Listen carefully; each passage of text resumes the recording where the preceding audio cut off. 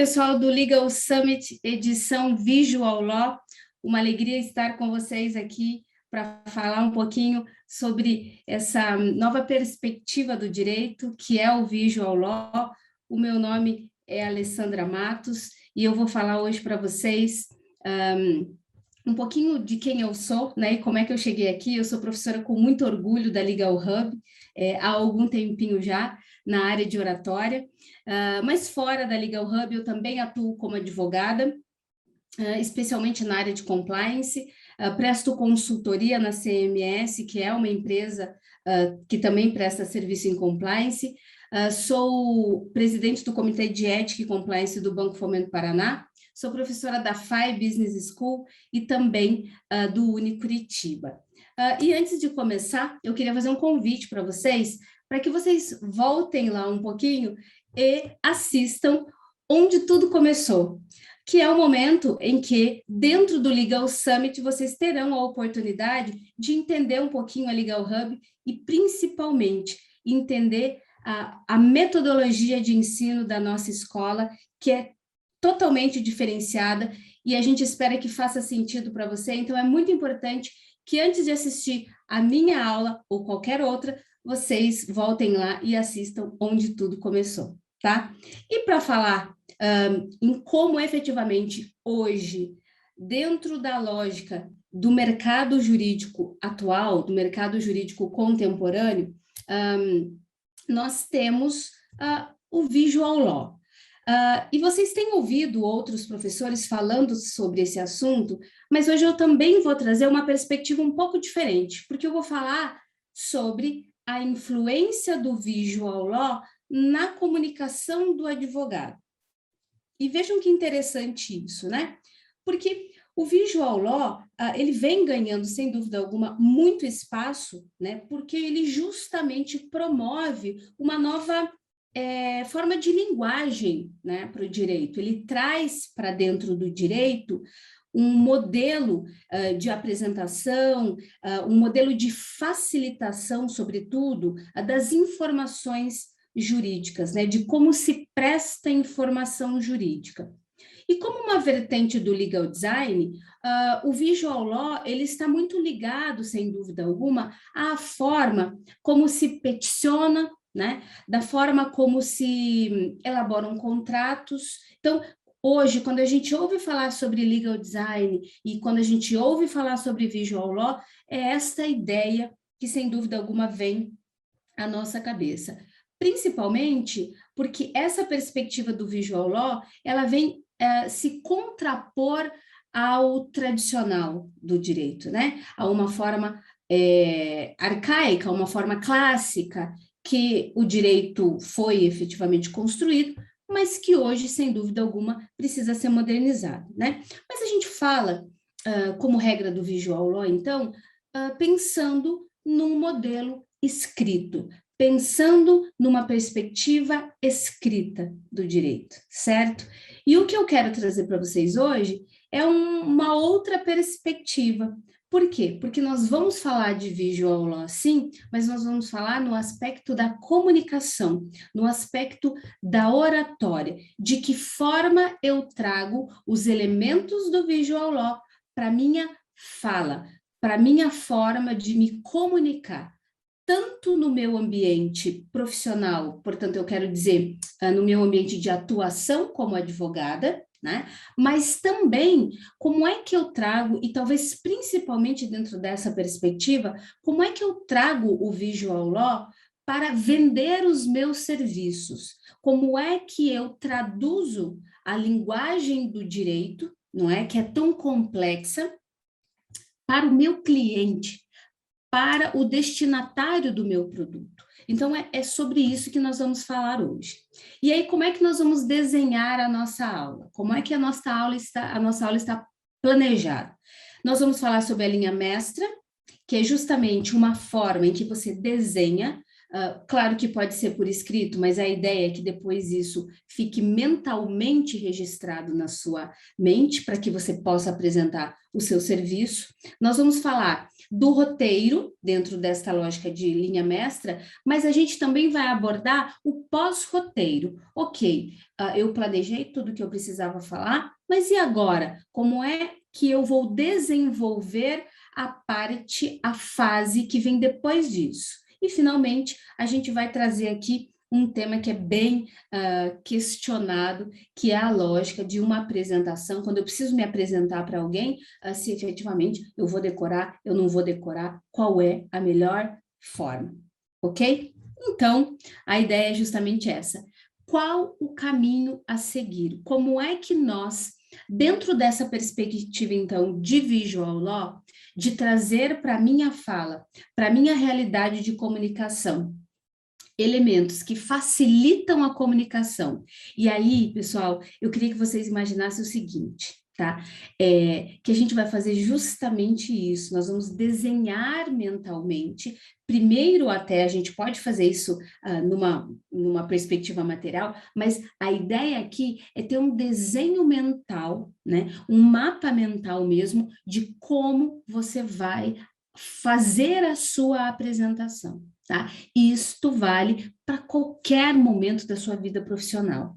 Seja ele, então, quando você já está inserido no ambiente processual, por exemplo, e aí vale, sei lá, para uma audiência, para uma sustentação oral, para uma aula, para uma palestra, mas também, e aí de novo eu vou fazer a ênfase aqui, no momento em que você vai apresentar o seu serviço, no momento em que você precisa conquistar um cliente. Então, esta é a lógica, esta é a ideia que precisa aparecer, ok?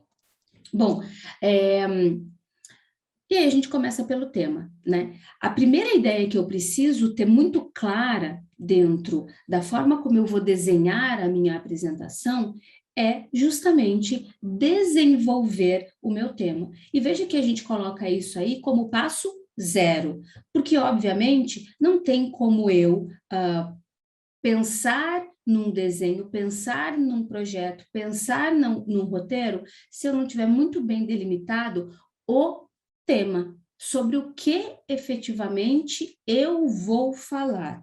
E eu até trouxe um exemplo que tem a ver com a minha área, só para a gente ter como exemplo mesmo, tá? Dentro da tua perspectiva, você pode, inclusive, junto comigo, ir aí pensando no seu tema. O meu tema é a importância do compliance para as empresas, tá? E aí, um segundo momento, e que às vezes se pensa muito pouco sobre ele, é justamente o destinatário da minha fala. Afinal de contas, para quem eu vou falar? Quem é a pessoa que está do outro lado? E aí a gente vem para um momento que é muito importante quando a gente desenvolve a lógica do visual law para a comunicação jurídica, que é a definição da persona. Eu efetivamente entender quem é o meu destinatário, certo? E esse é um momento em que eu preciso elaborar algumas perguntas, justamente para conhecer quem está do outro lado, mas também para conseguir desenhar o meu projeto de fala, certo? E aí aqui algumas perguntas que eu coloco para vocês, mas elas são só exemplos. Por quê? Porque dentro da sua realidade, dentro do produto que você vende, dentro da área do direito que você atua, você vai desenvolver a sua forma de abordar a persona que estará diante de você. Aqui tem alguns exemplos.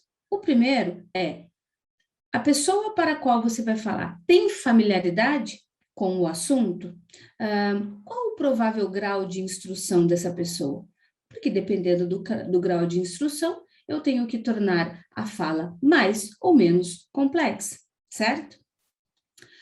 De que forma o que eu vou falar impacta a vida dessa pessoa? E vejam, o visual law, toda a perspectiva, né, de se desenvolver o visual law é sempre imaginar a experiência da outra parte, né? Imaginar a experiência do cliente. E aqui vai um ponto muito importante, porque quando eu faço essa pergunta, como o que eu vou falar pode impactar a vida dele, esta é uma pergunta para a qual necessariamente o seu discurso tem que trazer uma resposta. E, de novo, trazendo a ênfase para o momento de venda do seu serviço, né? E eu sei que hoje, como a gente não aprende isso na faculdade, e como a gente tem uma concorrência muito grande, é muito importante eu saber como eu vendo o meu serviço e principalmente o valor que o meu serviço pode trazer para o meu cliente. E essa pergunta, ela traz, sem dúvida alguma, o momento para o qual você precisa se dedicar, né? Como que eu vou falar pode impactar a vida do meu cliente. E, obviamente, que precisa impactar positivamente, mas aqui eu estou falando em concretude. Você precisa trazer de uma forma muito concreta, muito visual, de que forma o seu serviço, de que forma o seu trabalho vai impactar a vida dele. Então, por exemplo, não adianta você dizer, e pegando o meu link, que compliance pode reduzir o número de demandas que ele tem. Porque isso é absolutamente vago, né? Isso não traz para ele nada que o faça efetivamente pensar em algo, tá? E eu já vou explorar isso daqui a pouco. Uma outra questão, a idade, né? A idade também faz diferença. Por que a idade faz diferença? Porque, ora, se você tem um cliente muito jovem, ou se você tem um cliente que é mais velho, por exemplo, pegando dois extremos, é evidente que a sua linguagem precisa mudar e, principalmente, os elementos da sua fala precisam mudar. Porque se o seu serviço, por exemplo, oferece alguma questão que tem a ver com tecnologia, com o uso de tecnologia, você vai ter que adequar essa linguagem para quem, dentro da idade, entende mais ou entende menos. Eu estou nem dizendo que quem tem menos entende mais ou quem tem mais entende menos, né? O que eu estou dizendo é que você precisa efetivamente adequar esses elementos para a idade da sua pessoa, né? E aí vem outras questões.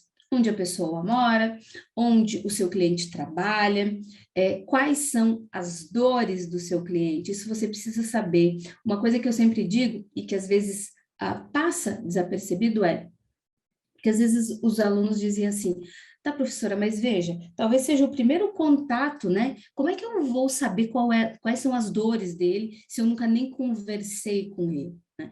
Bom, a gente pode saber, identificar a dor do cliente, por exemplo, dando uma pesquisada, sabendo qual é a área de atuação dele e dando uma pesquisada quais são os problemas que aquela área de mercado, por exemplo, tem enfrentado.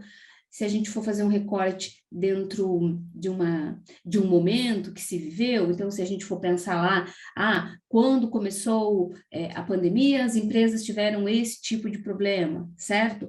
Quando tem uma crise hídrica, determinadas empresas têm outro problema. Então posso identificar de antemão uma dor que seja comum dentro daquela área de atuação, certo? E mesmo que, quando você for apresentar o seu serviço, mesmo que ele não esteja naquele momento sofrendo esta dor, ele pode vir a sofrer, então quando você falar do assunto, isso pode chamar a atenção como um benefício, inclusive para te contratar numa lógica de trabalho consultivo, né, de advocacia consultiva, tá? Uma outra pergunta que é sempre importante se fazer é por que, afinal de contas, a sua persona está diante de você, né? Porque efetivamente ela está te ouvindo, ela tem que necessariamente estar ali, ela é a pessoa, o tomador de decisão, se a gente estiver dentro de uma empresa, por exemplo, né? Enfim, isso tudo você também precisa avaliar, certo? E aí aqui eu trouxe um pouquinho mais de elementos para que, se você for diversificar a sua fala, porque você que está aí me ouvindo pode pensar assim, mas o meu objetivo não é vender o meu serviço, eu quero ir além disso, né? Eu quero falar e eu quero usar o Visual Law para ir além. Eu quero, por exemplo, dar aula. né? Eu quero, por exemplo, melhorar a minha advocacia. Eu tenho um problema com os momentos em que eu preciso participar de audiências, que eu preciso fazer sustentação oral, ou eu já fui convidado para falar para cursos e eu não vou porque eu tenho esta dificuldade. Então, aqui é o momento em que você também precisa identificar a sua persona. O que interessa, no final das contas, é isso, né? É você saber para quem você vai falar. E sabendo para quem você vai falar, você consiga direcionar a forma com que você vai desenvolver a sua fala, trazendo elementos, e aí eu vou ficar repisando isso, né? Trazendo elementos que façam sentido para quem você vai falar. Não que façam sentido para você. Você pode dominar o assunto, você pode ter experiência naquilo que você está falando, mas você efetivamente precisa tocar a pessoa que está diante de você. E você só vai conseguir tocar esta pessoa se efetivamente você conhecer as necessidades, conhecer as dores, entender um pouquinho sobre o que ela quer ouvir, certo? E aqui eu queria falar, uma vez que você definiu a sua persona, né? E voltando a essas perguntas, eu queria falar uma coisa para vocês que é a seguinte: a gente tem o tema e a gente tem a persona, ok? Então tá. Imaginem que você vai vender o meu tema. E o meu tema ali que eu escolhi é a importância do compliance para as empresas. Todo mundo que está me ouvindo deve saber o que é compliance, né? O compliance é uma tendência de mercado, é uma área que está em bastante expansão, mas ainda existem resistência no processo de venda do compliance. As empresas não entendem, e principalmente as empresas de médio e pequeno porte, elas não entendem o valor do compliance para as suas organizações. Então, eu quero dizer que para vender compliance, a gente ainda tem uma certa dificuldade, certo? E muitas vezes, essa dificuldade, ela reside justamente na linguagem que se usa para vender compliance.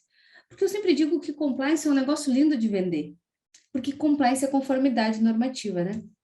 E aí vem todo mundo que vai vender o compliance dizer que compliance é estar em conformidade, que vem do verbo to comply, do inglês, que tem a ver com a FCPA, que é uma norma internacional, enfim, se traz uma série de elementos que são muito bonitos, realmente são muito bonitos. E quem trabalha com compliance se apaixona pelo compliance, né? Ok, tudo lindo de se ver. Agora, vocês vão de convir comigo que quando nós do direito, nós advogados, né, nós levamos uma ideia para um cliente, principalmente dentro da lógica empresarial, né, em que ele já tem uma enormidade de regras que ele precisa seguir, que ele já tem uma série de leis que ele precisa se adequar, que ele já tem uma série de impostos que ele precisa pagar. Quando você vem falar em conformidade normativa, isso soa, em muitos casos para ele, como mais uma obrigação, ou mais uma coisa que ele precisa fazer, e principalmente, mais um custo que ele precisa ter.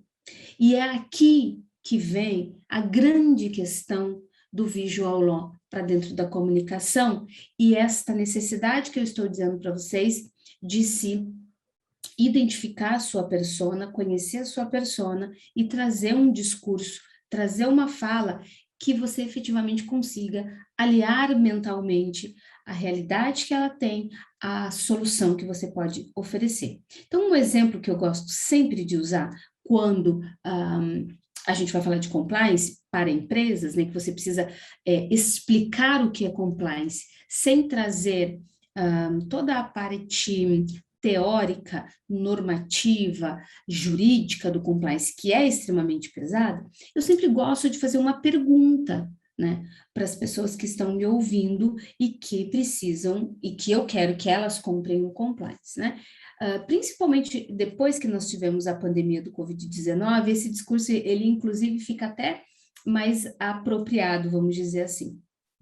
Por quê? Porque eu começo sempre a minha fala dizendo assim, ó, que depois da gente ter vivido uma experiência que a grande maioria das pessoas no planeta, né, não tinham jamais vivido, que é estar dentro de uma pandemia, nós passamos a pensar em nós mesmos de uma outra forma.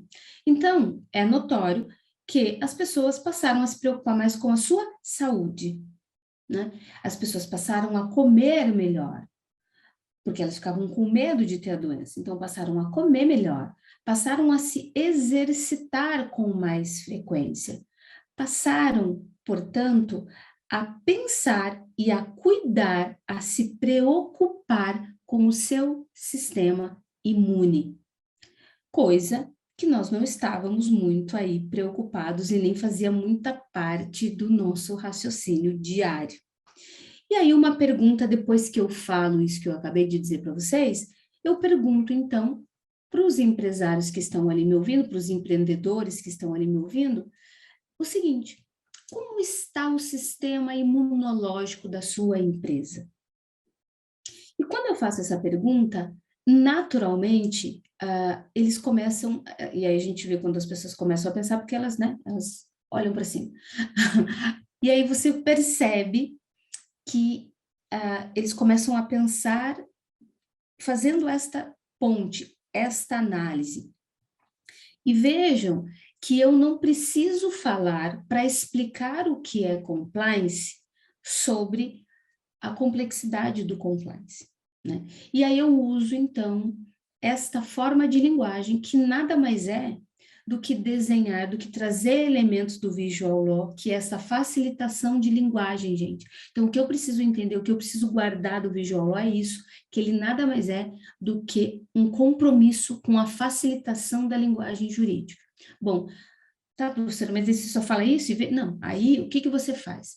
Aí você vai explicar que assim como nós temos várias áreas do nosso sistema, né, do nosso corpo para cuidar, então a gente precisa cuidar do nosso sistema respiratório, do nosso sistema nervoso, do nosso sistema cardíaco. Dessa mesma forma, eu preciso cuidar da minha empresa e você precisa cuidar da sua. E aí eu vou destrinchando todas as áreas que o compliance pode atuar e a diferença que o compliance efetivamente pode fazer para a saúde da empresa, do cliente que eu estou ali diante, tá? Então, esta é a ideia que eu quero que vocês pensem. Eu quero que vocês pensem este exemplo que eu acabei de dar dentro da realidade de vocês e tentem fazer um exercício com ele, né?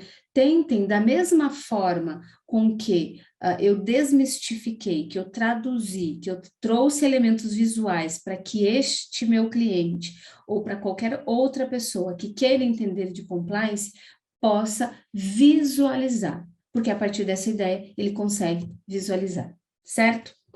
Uma outra questão muito importante, quando a gente, então, definiu a persona, eu já tenho o meu tema, eu já tenho a minha persona, eu já sei que eu preciso trazer esses elementos para facilitar o entendimento dele sobre a minha atuação, portanto, elementos que facilitem o entendimento da linguagem jurídica. Agora eu preciso do que nós chamamos em oratória de linha mestra. O que é uma linha mestra? Tá? A linha mestra, ela é uma forma que você desenvolve mentalmente, obviamente depois de escrever, né? Mas eu quero dizer que você guarda ela mentalmente para que quando ou enquanto você fala, você lembre desta linha mestra e consiga desenvolver o seu raciocínio, trazendo todos os elementos que precisam aparecer para que você não esqueça, né? Para que você tenha um discurso que seja coeso, um discurso que seja linear, que tenha início, meio e fim, e para que ele fique agradável a quem está te ouvindo. Então, só para vocês entenderem, né, o que eu estou falando aqui, eu trouxe um exemplo da minha linha mestra dentro do tema que eu me propus aqui a falar para vocês. O compliance é uma vantagem competitiva capaz de economizar dinheiro e evitar crises de imagem. Esta é a minha linha mestra. Então, vejam, eu usei o exemplo do sistema imunológico para trazer e para desenvolver esta linha mestra, mas eu não me afasto dela. São esses os elementos que durante todo o meu caminho de fala, todo o meu caminho de apresentação, eu vou estar filiado, eu preciso ficar ligado nele, eu preciso ser fiel à minha linha mestra.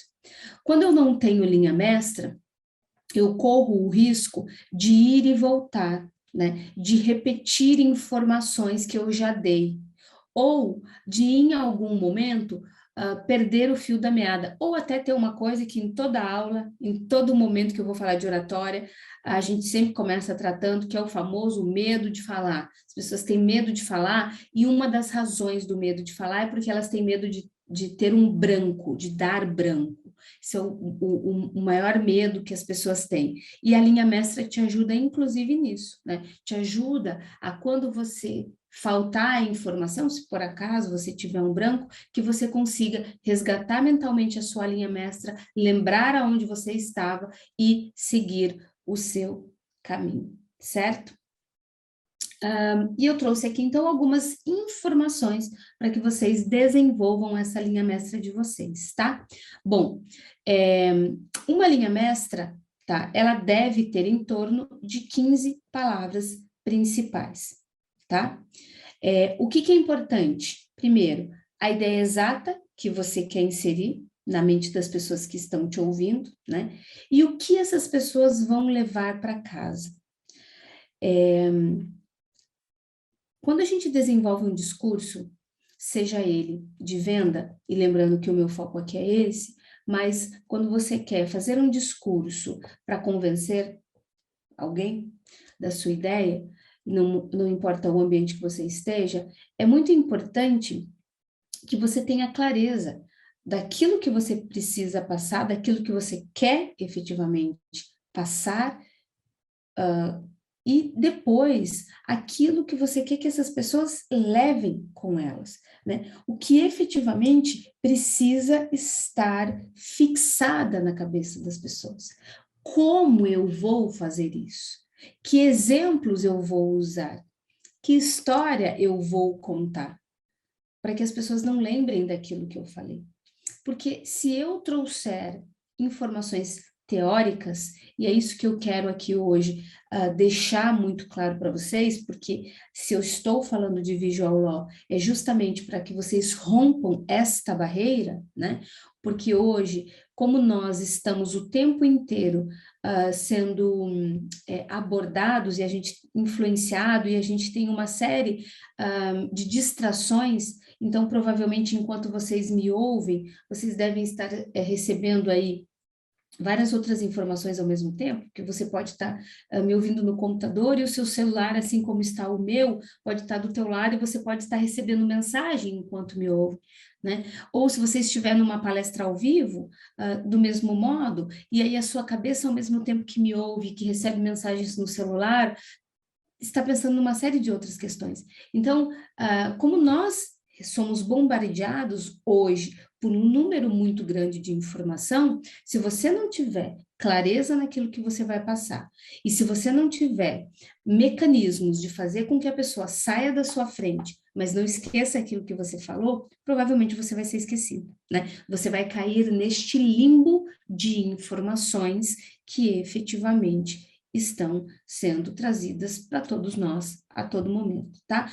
Tenho certeza que você já deve ter passado por isso, né? Você já deve ter assistido um vídeo, uma palestra, um filme que fez com que você, em algum momento, fosse surpreendido e que aquilo não tenha mais te deixado pensar em outra coisa, né? Que aquela ideia esteja efetivamente vinculado ao seu pensamento e que você fique pensando naquilo, até que você dê um jeito de resolver aquela situação, tá? E é por isso também que é muito importante que a sua linha mestra, ela não seja uma linha banal ou uma linha previsível, né? Então, veja só, eu coloquei 2 exemplos para vocês terem o comparativo, né, para pensarem sobre esse assunto. Numa delas, eu disse assim, olha, compliance não é só uma ferramenta, é uma vantagem competitiva, né? E na outra, como a linha mestra, o compliance é uma vantagem competitiva capaz de economizar dinheiro e evitar crises de imagem. Sabe o que é interessante notar aqui, pessoal? Veja, economizar dinheiro é uma palavra mágica, né? É uma expressão mágica. Se você levar essa ideia, sem dúvida alguma, o seu cliente vai querer saber como é que eu economizo mais dinheiro. Conta aqui para mim. Né? Me conta aqui como é que eu economizo mais dinheiro. Se ele não te perguntar, ele vai levar essa ideia para casa. Né? Puxa, como é que aquela moça me disse que ela tem uma ferramenta que economiza dinheiro? Eu devia ter perguntado para ela como é que faz para economizar dinheiro. E ele vai ficar pensando nisso, né? Evitar crises de imagem, às vezes faz sentido para algumas áreas e às vezes as pessoas não têm ideia. O que é uma crise de imagem? Né? Então, talvez aqui, quando você vai falar em crise de imagem, é importante você trazer uma história, né? Lembrar o que aconteceu com determinada empresa, tá? Então, essas são questões bem importantes, bem relevantes para você colocar aí no seu desenho de linha mestra, tá? Outra coisa importante, eu coloquei um cuidado, linha mestra com muitos conceitos não funciona. Por que não funciona? Eu acabei de dar a resposta. Porque hoje, primeiro que ninguém vai te ouvir, né? E registrar o que você falou. E vocês sabem que nesse novo modelo que nós temos aqui, de virtualização dos meios de comunicação, né? A gente tem hoje um outro elemento que passa a fazer parte do nosso raciocínio e que o nosso cérebro passa efetivamente a guardar, que é a possibilidade de repetir, é a possibilidade de ouvir novamente, né? Então, vejam que em muitos momentos da nossa vida, nós estivemos diante de aulas que eram muito importantes para nós, e que ou a gente anotava, ou a gente registrava tudo que estava ali, ou nós não teríamos mais nenhuma outra oportunidade de fazê-lo. E hoje nós temos. E isso acostuma ao nosso cérebro, né? Então, isso faz com que o nosso músculo cerebral, ele efetivamente fique mais relaxado, né? A gente não fortalece esse músculo, porque esse músculo de eu tenho que guardar a informação, ele pensa assim, não, mas eu posso ouvir de novo, né? O que ela estava falando mesmo? Ah, depois eu volto lá e eu assisto. Então, é muito importante que eu não apresente conceitos muito longos. Por quê? Porque eles não vão funcionar. Porque a pessoa não vai conseguir guardar a informação que você está trazendo, né? E ainda eu coloquei ali, freio o ego. Sim. Por quê? Porque também ninguém mais tem saco para isso, né, gente? Para ego inflado. Então, se você pode ser muito bom naquilo que você faz, e é muito melhor que você apresente isso no resultado que você vai trazer para o seu cliente do que na forma com que você vai apresentar, se apresentar e apresentar o seu produto, né? A gente vive hoje na era do resultado. Então, talvez seja muito melhor, ao invés de falar muito mais de você, e ninguém aguenta, e aqui vai uma dica que eu aprendi com um professor, inclusive, que repetia muito isso. Ele dizia: ninguém suporta outra pessoa falando de si mesmo, tá? Isso é muito ruim. Então, não adianta você ficar falando de si mesmo, não adianta você ficar trazendo informações sobre a sua qualificação se os seus resultados não aparecem, tá? E aí, dentro de tudo isso que eu falei, você já tem a condição, a capacidade de conseguir desenvolver a sua linha mestra. Então, você já tem os elementos que permitem que você faça aí um desenho de uma linha mestra que tenha um fio condutor, né? E esse fio precisa ser único e coeso. Entendido? Bom, para fazer visual law dentro da lógica da comunicação, você precisa de um roteiro, certo? Por quê? Porque, sem dúvida alguma, e esta é uma outra falha, esse é um outro equívoco que às vezes nós cometemos, que é a ideia de imaginar o seguinte: puxa, mas eu sei tão bem o que eu vou falar, porque eu trabalho com isso, eu já faço isso no meu dia a dia. Significa dizer que a ideia está pronta na minha cabeça, certo? Não necessariamente. Porque quando a gente fala, a gente efetivamente, às vezes, vaga durante o percurso do discurso. Então, é muito importante que você estruture o seu roteiro, que você tenha efetivamente a construção daquilo que você vai falar, principalmente na perspectiva do visual law, em que você vai desenhar para a pessoa que está te ouvindo aqueles elementos que são fundamentais para a sua ideia e para vender a sua ideia, né? Então, a gente tem uma estrutura que precisa ser criada. E essa estrutura também é muito importante para evitar, primeiro, que você tem o branco, né, que é o grande pavor do orador, e que você também não respeite o tempo que lhe foi dado, tá? Isso é um erro muito grosseiro. E quando eu falo em respeitar o tempo, não é só respeitar o tempo no sentido de que você tem 1 hora para falar e você fala 1 hora e meia. Isso é horrível. Mas também respeitar o tempo, porque também é horrível quando você tem 1 hora para falar e você fala o que você tem para falar em 1 hora e 20 minutos, certo? Então, isso também não pode acontecer. Então, a estrutura, o roteiro também servem para isso.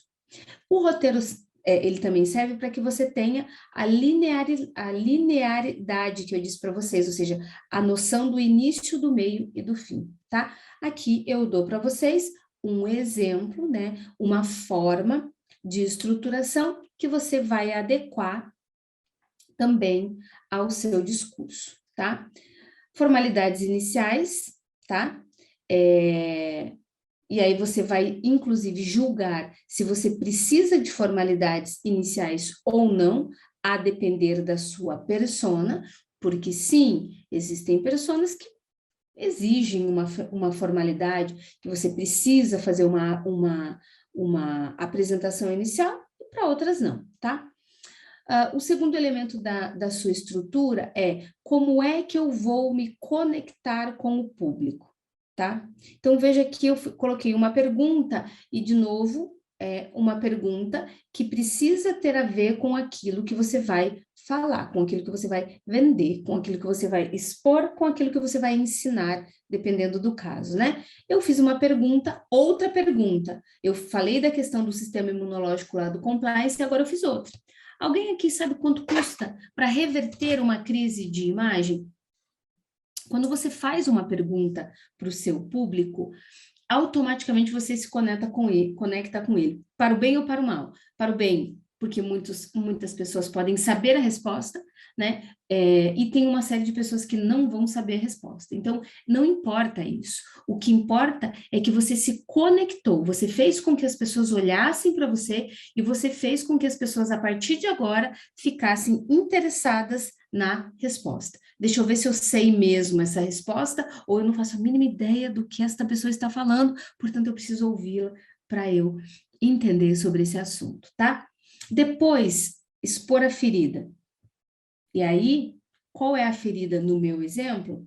Não só as grandes empresas estão expostas a riscos de imagem, de mercado e operacional, tá? E aí você vai trazer dados, você vai trazer reportagem, você vai transformar a sua comunicação na forma mais visual possível, tá? Com o maior número de elementos possíveis, todos eles direcionados à sua persona.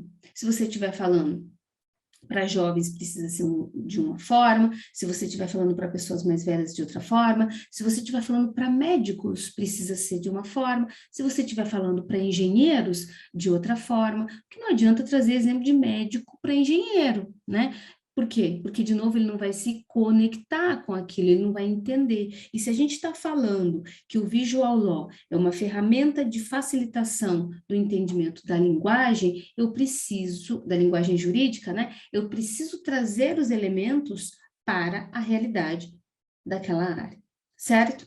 Você vai apresentar uma solução, todo mundo quer solução, né? Ninguém te ouve para não ter solução. Vocês estão aqui me ouvindo nesse momento porque querem a solução para alguma questão que vocês tenham na vida profissional de vocês. É isso que a gente busca. Quando a gente busca aprender, a gente quer a solução para um gap, né, que nós temos, tá? E quanto mais um cliente quando busca um advogado, certo?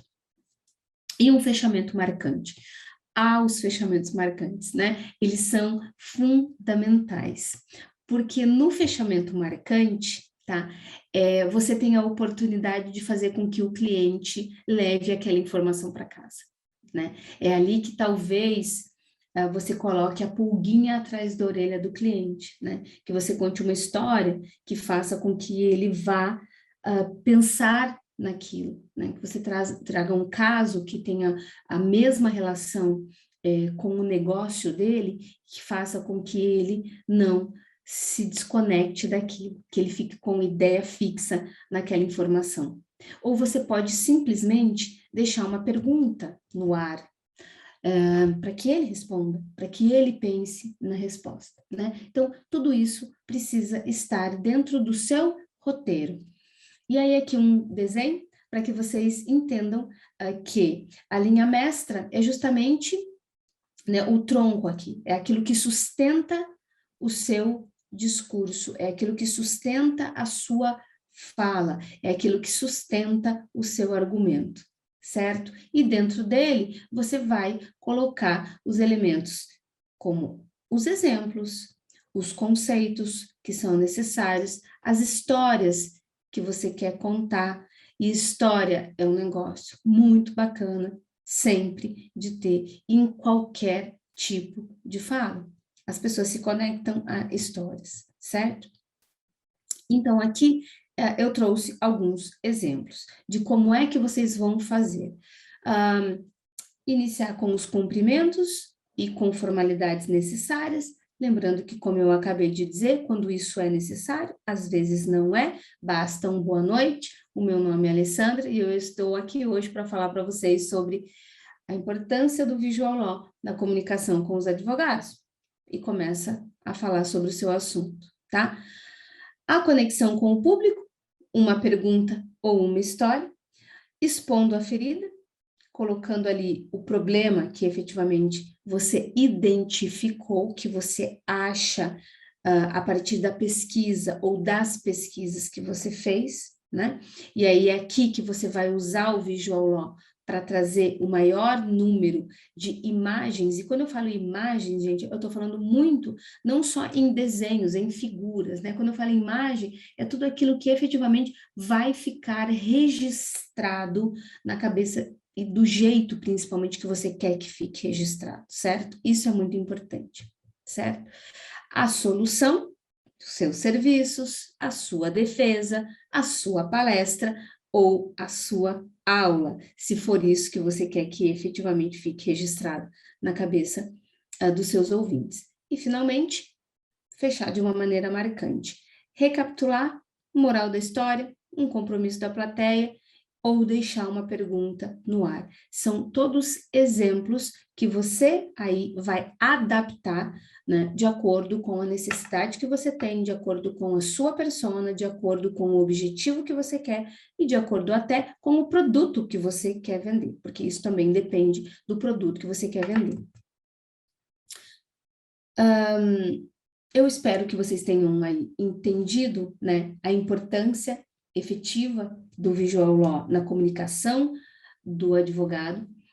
Quero dizer para vocês que, na minha percepção, é um caminho sem volta, né? Nós não vamos voltar a ter uma realidade em que as pessoas efetivamente não busquem uma forma mais simples, né? O simples é o que vai prevalecer, e para ser simples, para que você consiga fazer o simples, você precisa efetivamente fazer com que as pessoas entendam. É isso que as pessoas querem, é isso que o seu interlocutor quer, é isso que o seu cliente quer, e afinal de contas, é isso que você que está aí me ouvindo quer, entender. Então, vamos lá? Vamos pensar de novo em tudo que a gente falou?